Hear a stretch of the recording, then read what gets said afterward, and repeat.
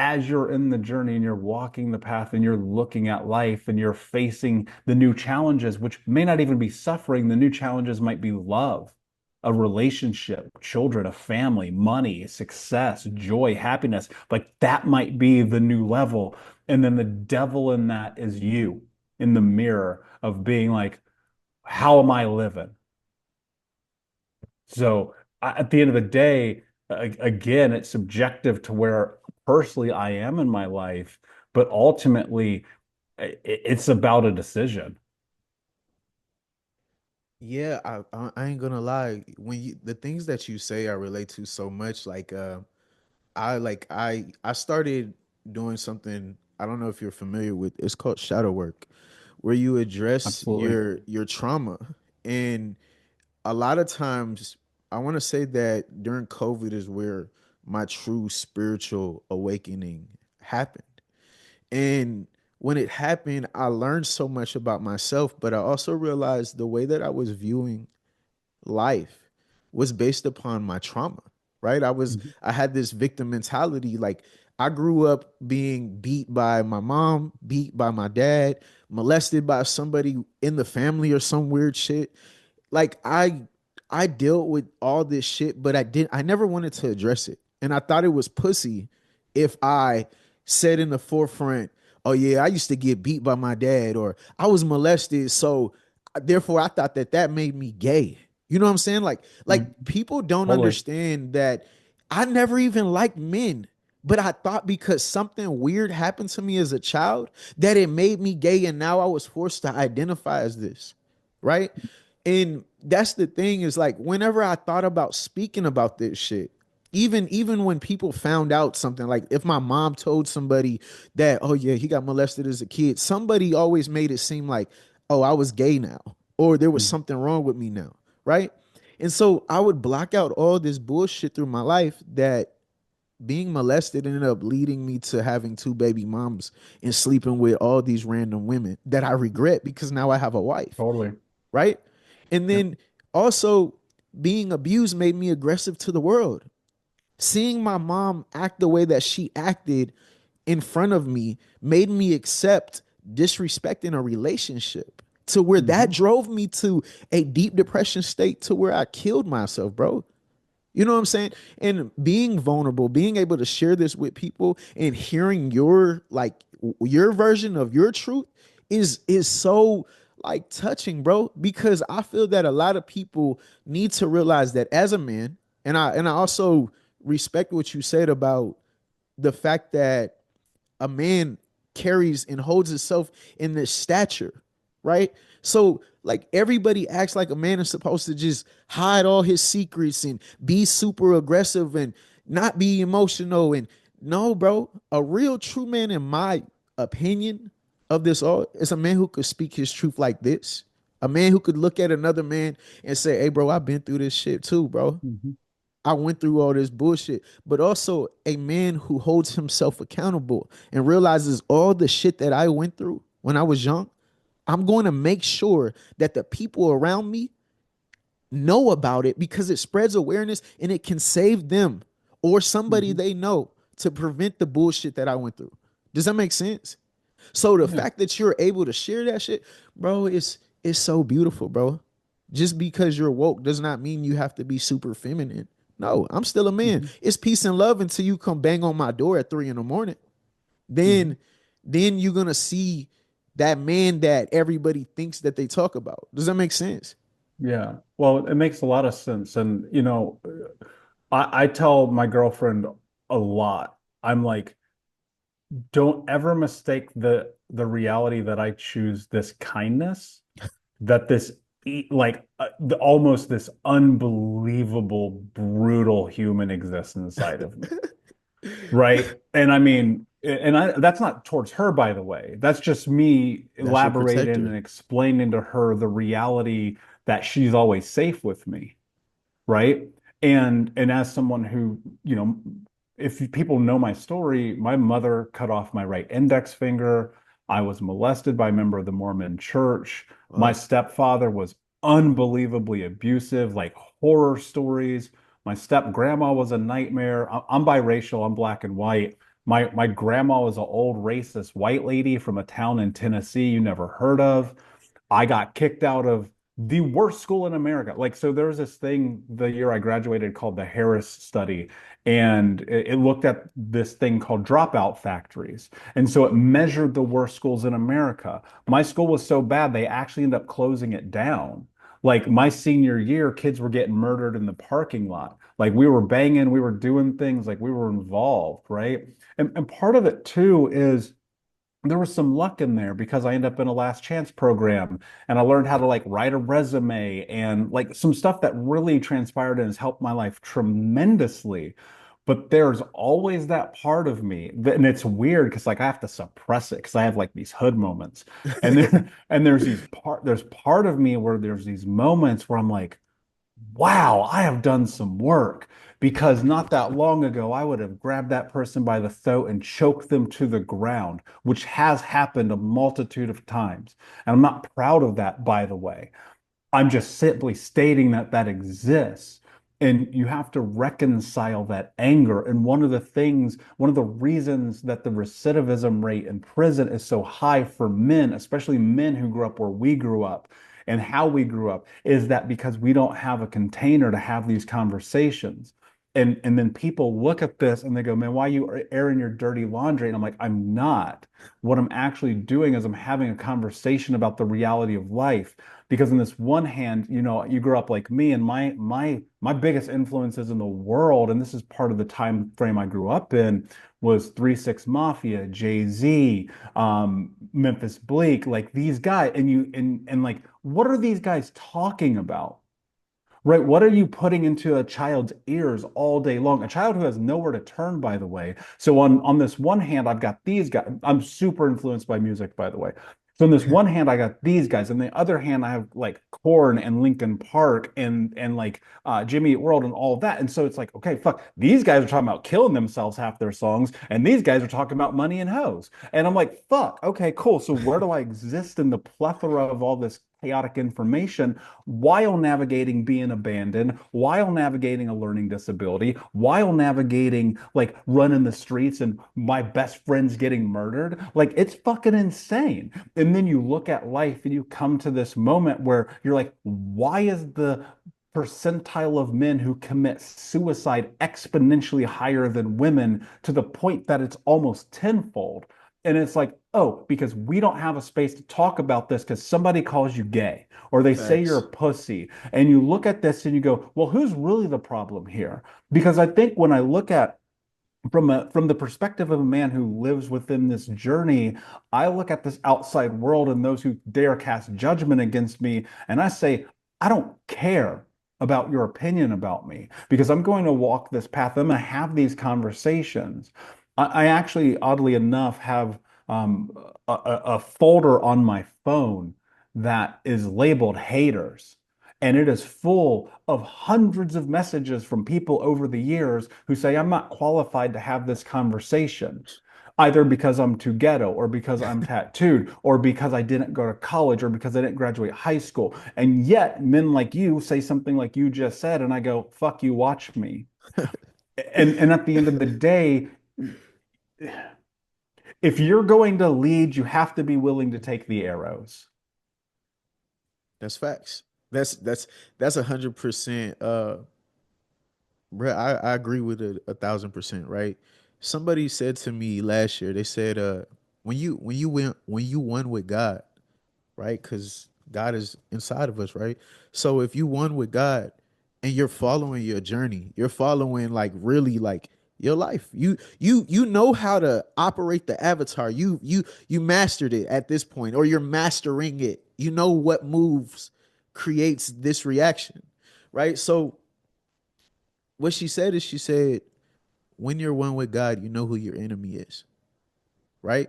And you have to realize that all those people that try to tear us down, somebody being a hater, all it is, it lets me know that I'm in the right direction.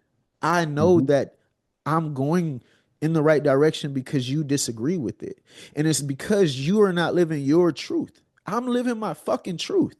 I am peace and love, bro. I got 5 kids to 6 on the way, right? I'm living my truth. I realize that as me being a man, sometimes I gotta be in my feminine. So my little daughter, I gotta talk to her like, hey baby, how are you? When my son is balling his fist up, I have to say, hey, I have to address him in a certain stance. And some people might say that that's flawed, but no, bro. You have to realize that you are in control of your avatar. You are in control of your vessel. So at that point, you have to be mindful on how you deal with things. You can't just suppress them. I can't just be a tough dad, this, and that when I'm making mistakes. For example, one time I hit my son, right? And I hit him and I walked away. And when I walked away, I sat for a second and I started breaking down and cried. Right. And I remember what it felt like for my dad to punch me in my face. I remember what it was like for my dad to spit on me. And in that moment, I sat there and I realized I don't want my son to ever feel that way. I never want my son to be afraid of me. I never want my son to think that he cannot trust me. So as I'm crying, I go downstairs. I'm still trying to cope and deal with these emotions. I'm sitting in the kitchen, and my wife knows. She already know I'm fucked up. She already know I dealt with certain type of things in my life. So she already knows why I'm crying. And my son walks in there and he says, "It's okay, Dad." And I said, "No." I said, "I'm crying because my dad used to hit me all the time. And I never want you to think that I'm here to hurt you. My hands are to protect you. My journey is so that you understand life. If I'm using my hands to hit you, that means that I've given in, bro. I already know you as my child is going to test me. I'm in control. That's one thing that, like, when we talk about the trauma, I accept, right? I understand that everything I went through as a child molded me into who I was supposed to be now, bro. I get it. I'm so thankful that it happened to me because on on my heart, on my soul, bro, I would never stand around and just let it happen to anybody that I know and especially not my children, right? So looking at that situation, I just told my son, I was like, I don't ever want to make you feel this way. And I feel like that's what we need to do, bro. That's why we have this space. That's why being unbroken, being highly emotional, it needs to be a place where people can come together as men and share their experiences, bro. Help the next generation, help the next people, help somebody who is struggling that wants to give up right now, bro. This is what we're doing. And anybody who's against it, fuck you. This message is not meant for you, bro. It's not. At the end of the day, I have no regrets. I have one life, like one life in this lifetime, and I have to live it to my truth or suppress it and be a victim. And I never want to go back to wanting to die. I can't even look at my son now, right? I can't even look at my son and think in my head, hey, bro, I'm gonna leave you and abandon you. That's what it means. Like that, like when I see people like you, bro, and I can connect with you, bro, and we have different stories, but there are same aspects of just knowing that at times it felt like nobody loved us, bro, and we had to learn to love ourselves. I just want to say thank you. I I just want to appreciate say that. thank you, bro. But man, thank you too, man. And I think there's there's no right or wrong in this life. There's just simply input in and input out. And so much of it is nature versus nurture. And I don't I think for perhaps a very small percentage of people, like very, very small, like 0.001%, and that's probably chemically imbalanced, that these people might be full of hate or hurt. I think the vast majority of the reason why things happen to people like us in our childhood is because of one's unwillingness to face reality. That's nurture, right? That's the experiences of their parents. And I was sitting I was sitting with my therapist because I went deep. I mean, I went deep and it was very expensive and it took a very long time to be this normal, which even still isn't probably that normal. And we're sitting and I'm in this guy's office every Wednesday. every Wednesday for years. Same time, same place, same stupid chair, same stupid chamomile tea, same stupid window, same. I'm just like, God, it's been years. Why am I still here? Right. And there's just because there was still work to do.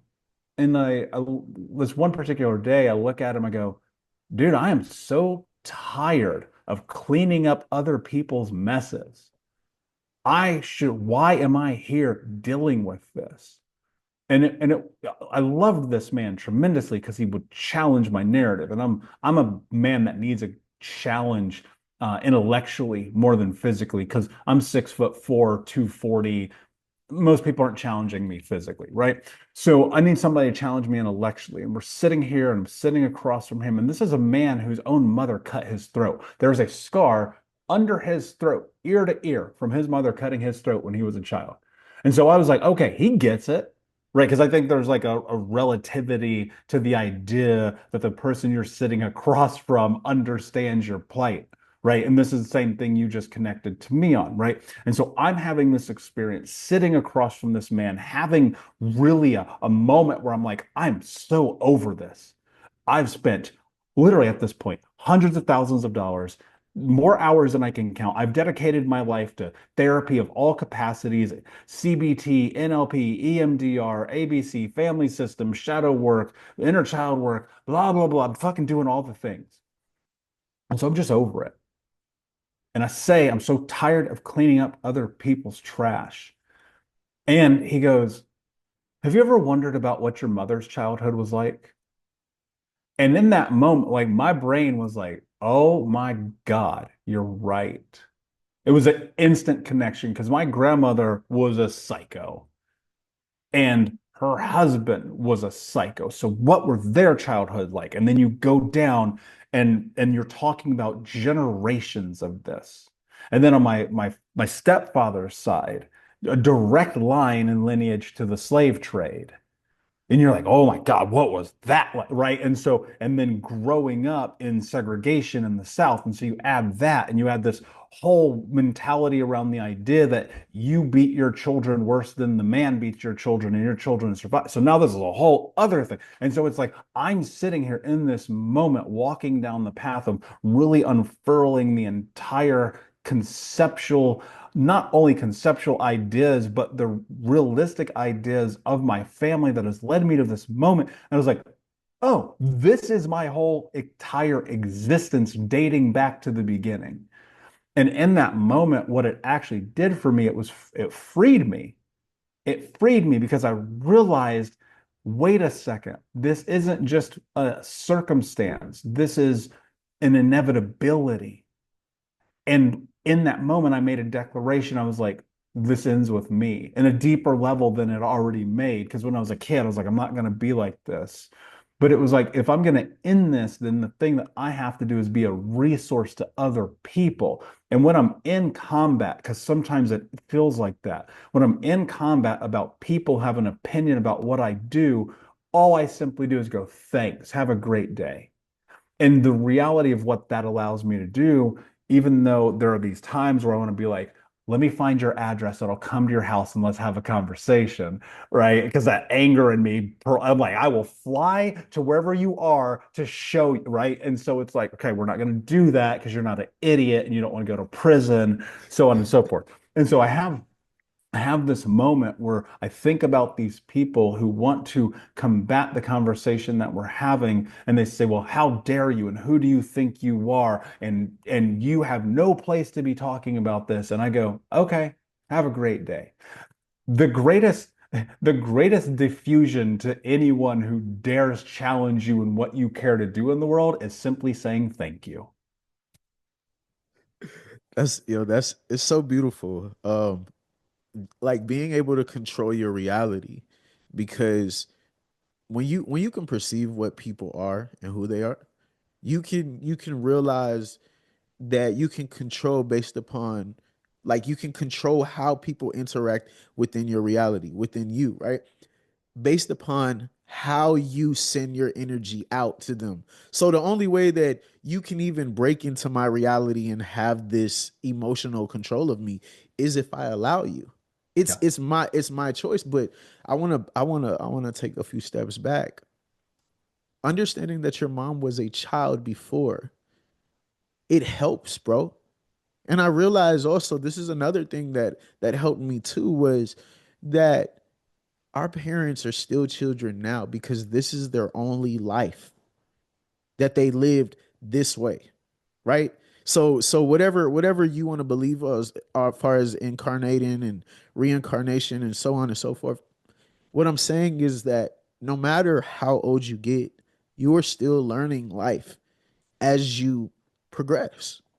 And I had to realize that the things about my dad, like you said, I realized that my dad had a story too. My mom had a story too, so on and so forth. And what you said is exactly what I said. It stops with me.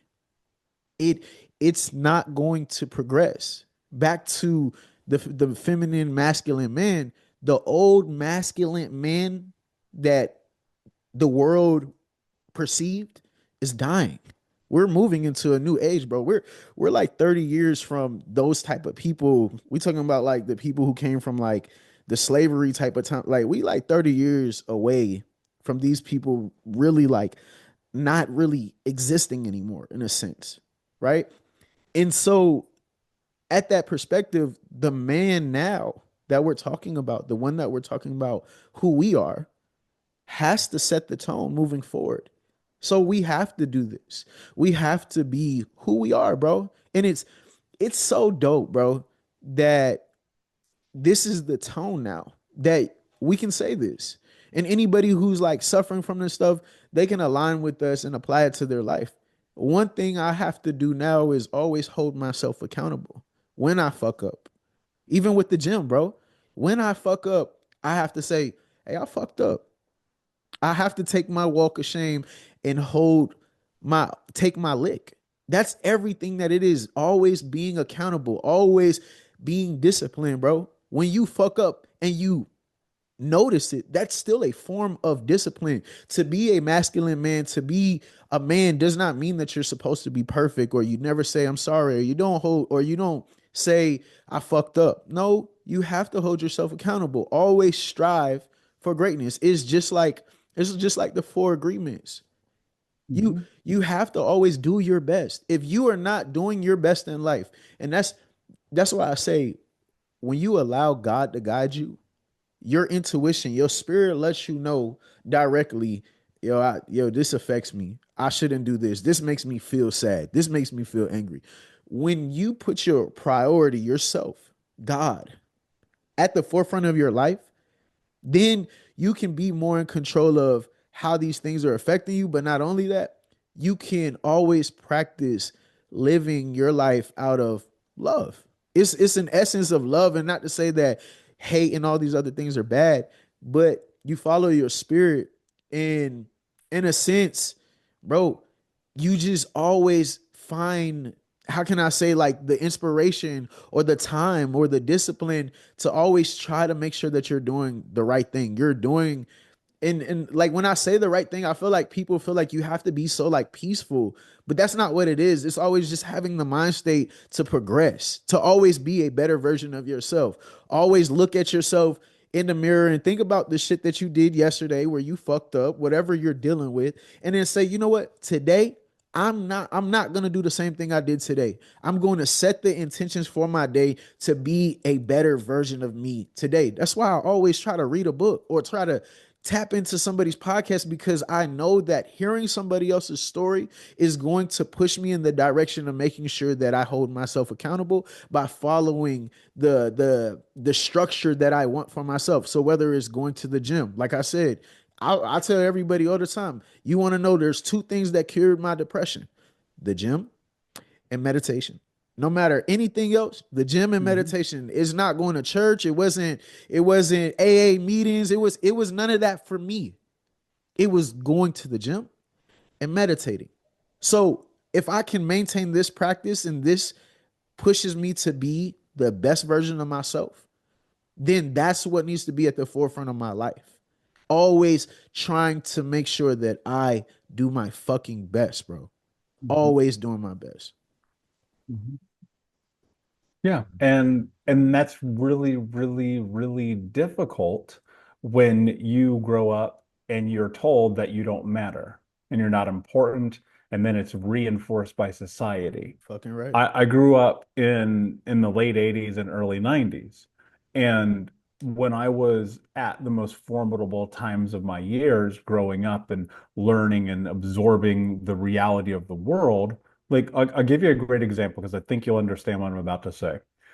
People that I grew up with would make fun of me because I'm articulate. Think about how crazy that is, right? My nickname, I don't think I've been interviewed on hundreds and hundreds of podcasts. I don't think I've ever said this publicly, but what you just said made me think about this. Kids would make fun of me and call me White Mike because I'm articulate, as if the ability to structure sentences in a way that are formidable is somehow negative. And what I did with that, I dumbed myself down Yep. tremendously. And in the dumbing of myself, I actually caused more harm than what it would have been had I just been like, okay, who cares? Right? But you're a child and you don't know this, and I had no one to turn to have the conversation. And so while I'm in middle school, I'm reading books like Hamlet. I'm reading Atlas Shrugged. I'm deep into understanding the written word. I am pretending that I'm stupid to be safe Yeah. because it's a biological and biochemical response to chase safety as a survival mechanism. And one of the things that children who grew up in traumatic homes will do is they will do anything to be safe, especially not be themselves. And so I spent all this time not being me. I'm the dumbest kid in school. Like, and I don't mean figuratively, by the way. I mean literally, because I dumbed myself down so much that the pendulum swung too far. And so I have a picture of my report cards for most of school. My freshman year, before I got kicked out of school the first time, which there would be many times to come, my freshman year GPA was 0.61. Think about this, 0.61. That was my freshman GPA. I get kicked out of school 3 times. I have no high school diploma. And yet I sit here and I'm on the verge of the launch of my fourth book, right? And so you think about this journey and the influence of the people around you. And when you operate in this space of not recognizing that you're allowed to, if you have to, be on your own island and live within a space of agency, like if you can get to that understanding and create sovereignty in your life, then the people who have things to say at you, you're like, whatever. And that's the thing that you really touched on there because you have to be able to lead yourself. There, the oldest idea of psychology boils down to the concept of know thyself.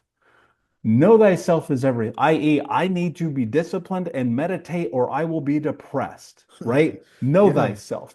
The problem with the society that we live in regard to know thyself is fucking distracted all the time. Video games, porn, food, girls, money, cars, clothes. Guess what? I did it all. It wasn't, and you said something at the beginning that you had regret for all of the women up until your wife. I resonate with that a lot because the number's way too high. And yet I have this reality that I live in now where it's like this is almost movie-like because it's so perfect. You don't see it because I'm in my room right now. We're sitting on a beach in Belize where we basically live. And that comes because of the ability to not only rationalize the potential of oneself, i.e., know thyself, but it also comes from the willingness to put yourself out into the world and go, this is who I am, and I will not settle for less, which leads down the path of discipline because the distraction never goes away. The next chick in your DM does not go away. The next opportunity to go get drunk and high does not go away. The next potentiality of being the quote unquote bad father because of the moment of lapse of judgment does not go away. What becomes stronger is your fortitude to stick to the plan. And what's hard about sticking to the plan in the beginning is what I'll refer back to is the idea that you've been told that you don't matter, with no real support systems or structures to really weigh you into success. And so the idea of success is way more scary than the idea of failure for most people, because success means you have to shed every narrative that you've been exposed to about who it is that you are. And in the shedding of that narrative, what you're actually doing is you're reclaiming yourself. So you're letting go of who you were to become who you are based on your choice to be that person. And in doing so, what happens is now you're starting to heal. And I tell my clients this all the time. Healing is very simple. You can define, this is my definition, mind you. Healing is very simple. It's doing what you want to do because you want to do it, and not doing what you don't want to do because you don't want to do it. Another way you could phrase that in turn is agency. Because if you've been stripped of identity since the day you were born, the hardest thing that you ever do is become you.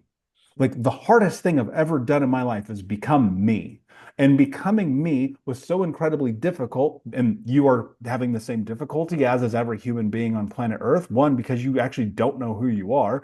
And two, finding out who you are is a practice of trial and error. And most people would rather sit in the hiding of the idea of doing the thing than the scrutiny of the idea of the thing being done.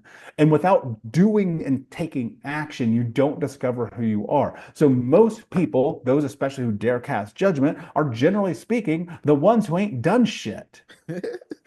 Facts. That's facts. I was like, yo, where is he about to he's gonna drop the bomb off? Yes, bro. Fucking right. When you look at most of the people who are sitting here casting judgment on us are people who've been in the same spot. The thing about it is, like you said, you have to live in your truth. Every bro, I'm telling you, I wasn't accepted by black people because I was too white. I wasn't Mhm. accepted by white people because I was too dark, right? I get it. Even to this day, black people want to say that I can't say nigga sometimes, and I'm like, bro, I'm fucking black, right? And then Mhm. and then I have white people who see me as a nigga, right? And Mhm. it's crazy because these same people try to tell me who I am. Oh, if you have tattoos on your face, you can't do anything professional. If you have tattoos on your face, you can't have a job. The last job I worked at was Apple. And that was like 7 years ago. I've been an entrepreneur for the last 7, 8 years now. So the thing about it is a lot of times people always try to tell me who I am. But the biggest key is to find who you are by seeing what the fuck you love, seeing what you like. Even I said it before, our perception of love is always at the beginning associated with a goodbye. It's just like a kiss. Goodbye, I love you. I love Mhm. you. But the question is, what does love mean to you when you're saying this? Is like we try to say love is this, love is buying your girl flowers, love is going on dates, love is sex, love is this. None of those things are love. Love is you. You loving you. That is what love is. Putting yourself first. Doing what the fuck you want to do. I've been married to my wife for we're going on 7 years, maybe 8 years, bro. Hey, forgive me. Right? Mhm. But at times I tell my wife, I'm like, I gotta just do what makes me happy. If you're gonna be upset with it, then that's okay too.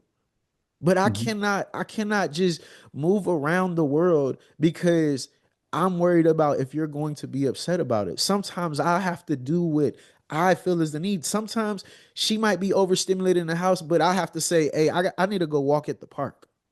I need to go hug a tree right now. And she might feel like I'm abandoning her, but she doesn't know what I'm dealing with internally. So maybe I need to go cool myself off so that I can come back, help you cool yourself off, and then we can cool off the kids.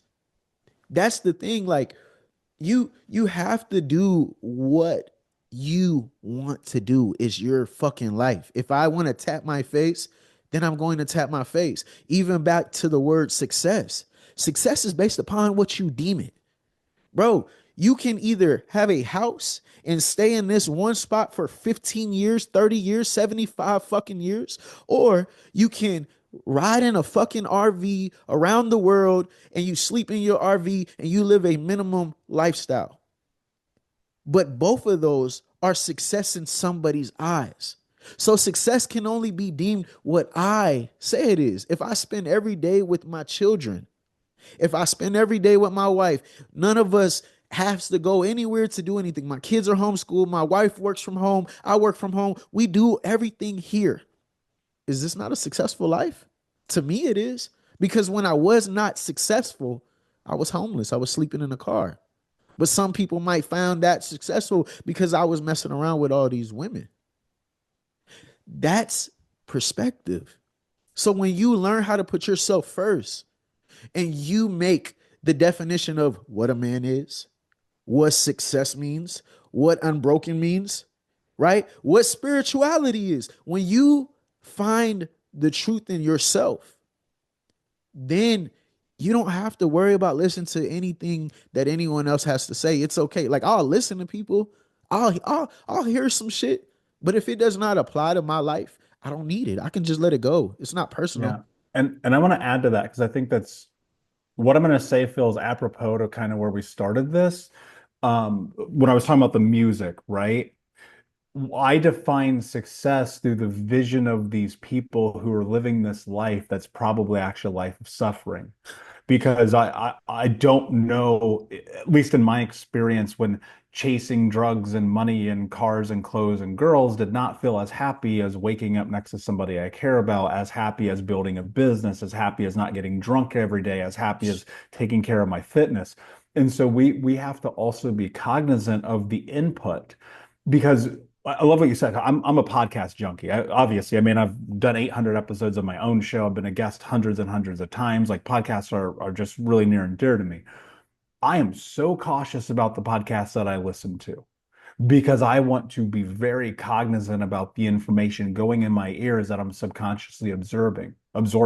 Same applies to music. I really don't listen to the same music anymore, almost never, very rarely, because if I go back to that place, it's weird because there's a emotional connection and attachment to it, right? And so you have a lot of people, and I'll speak to men specifically because we've kind of been on that tonight. And there are a lot of men who deem success as this idea of all of these things that actually aren't important. Facts. And then they show up in life living a half-filled life. And they're wondering why they're miserable and suicidal. It's because you don't have a goal. You know, if your goal, like, and I mean this genuinely because this is the experience I had. If your goal is to go get fucked up every single night, your life's going to be fucked up. Facts. And it's not until you sit in this deep reflection of self where you have to come to terms with the reality of who you are and then choose a direction. And look, I've been an entrepreneur for a long time. I've definitely made a lot of mistakes in this journey. I've been a human for even longer. I've made even more mistakes in that journey. But I just try to like navigate myself forward every single day. And there's also a big part of it where it's like you got to do it anyway. Like, I'll give you a great example. The context of this conversation, I feel like complete trash today, right? But I was like, you know what? I made a commitment.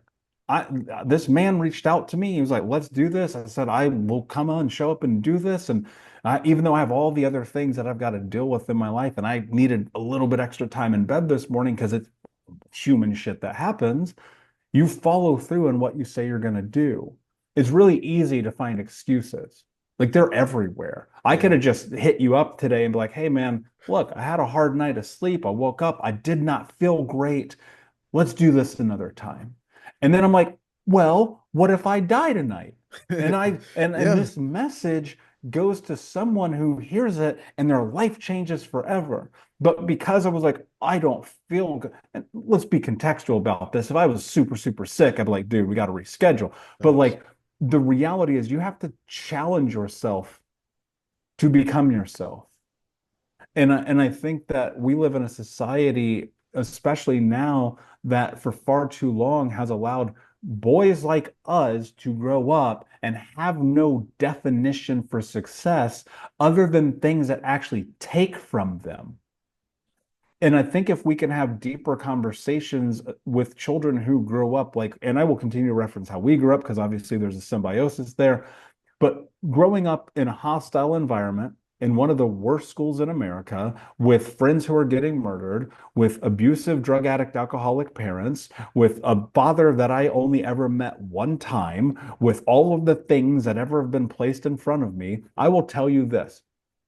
If I did not have access to books, this is the God's honest truth. My favorite thing to do as a kid, and it probably was due to proximity because it was right around the corner, is 3 or 4 minute walk, as I would walk to the library almost every single day. And I would just read autobiographies all day long because I wanted to, fantasy didn't attract me because my life was already too chaos.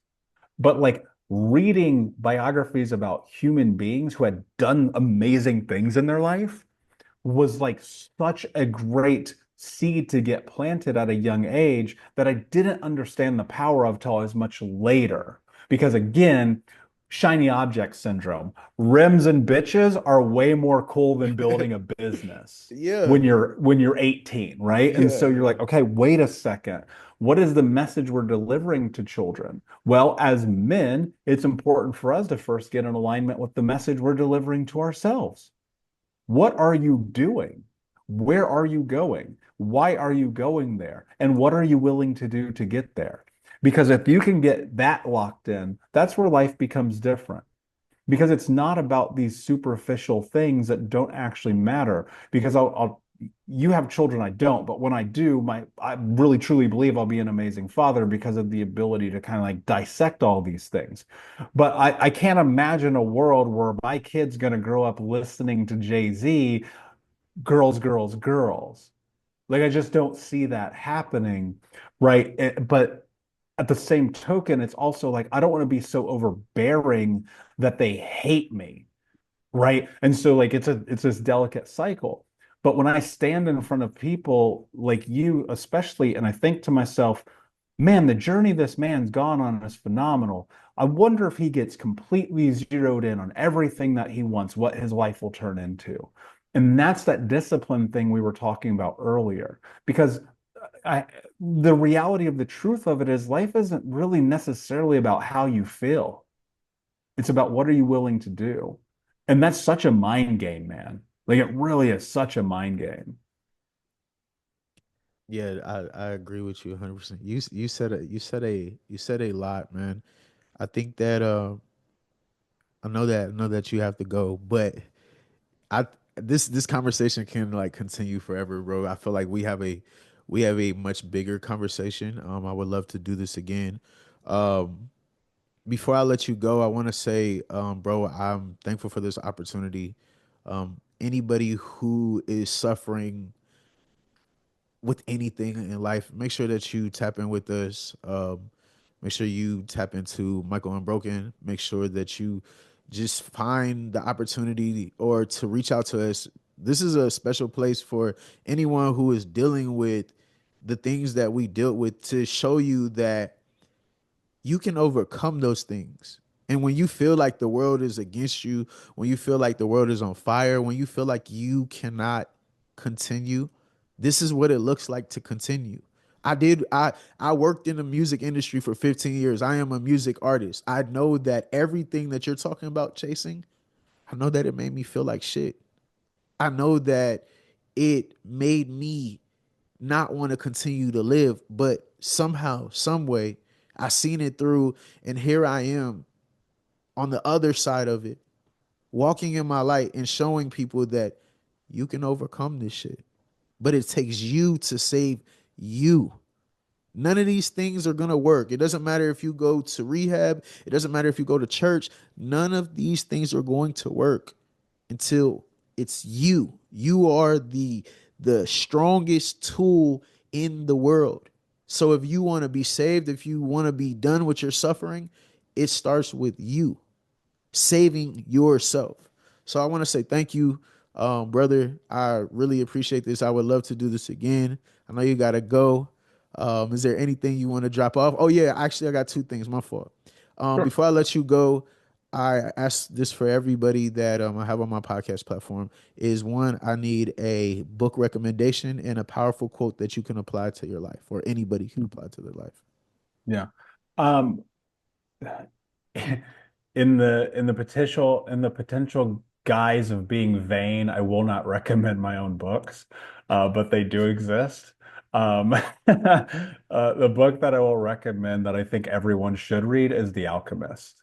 That book, to this day, is my favorite book of all time, even though it's oddly counter to what I just said a moment ago because it's a fiction book, but it's my favorite book ever, Paulo Coelho. So I would read that. And the quote, I mean, there's a bajillion quotes in the world, but one that often comes to mind is "There is no spoon."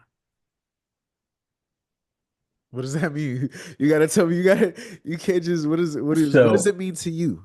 So, what does it mean to me? Well, and again, this is just because it's a favorite, but The Matrix is my favorite movie of all time. It's the ultimate hero's journey. In fact, I just watched this amazing podcast with Neil deGrasse Tyson and Lawrence Fishburne as I kind of broke down The Matrix, the symbolism between the story and Neo being Jesus, and the symbolism between the Bible and the narratives of heaven and hell in The Matrix. So it's like really phenomenal conversation these two guys have. But the Matrix is so fascinating to me and always has been because as a kid, because everything was so unbelievably painful and dramatic, the first time I saw the Matrix, I was like, oh, we live in the Matrix. This is just we live in the Matrix. And then one day you have to pull yourself out. And when Neo goes to meet the Oracle for the first time and he walks into the building after he's been pulled out of the Matrix and it's all becoming new and it's the first time he gets to find out whether or not he's the one, he walks in and the little boy is sitting there with the spoon and he starts bending it with his mind and Neo's completely perplexed and he's like, "How in the world are you doing this?" And the little Yeah. boy looks at him and goes, "You simply have to remember there is no spoon. It is you that bends." And it's like that's such an incredible thing to think about in the journey of life because there's always going to be these obstacles in your way. But if you can bend yourself to move through them, move around them, move upside down and inside out, and whatever it takes, you get to become you. And so the idea of there is no spoon is my personal willingness to the best of my ability to look at life and just face the reality that there's difficulties here. And instead of letting them be in my way, I try to understand how to work my way around them. And so it's I could literally talk about this for half an hour because I love just this one section of the film so much. But ultimately, it's about one self-narrative and understanding your decision making against the difficulties of the reality that you're in. People will look at the spoon and they will be like, "Oh my God, I cannot move towards having the life I want. The spoon is in the way." And then you realize it's you that bends, not the spoon. I love it. I appreciate it. Once you said the Matrix, I started remembering. I was like, oh shit.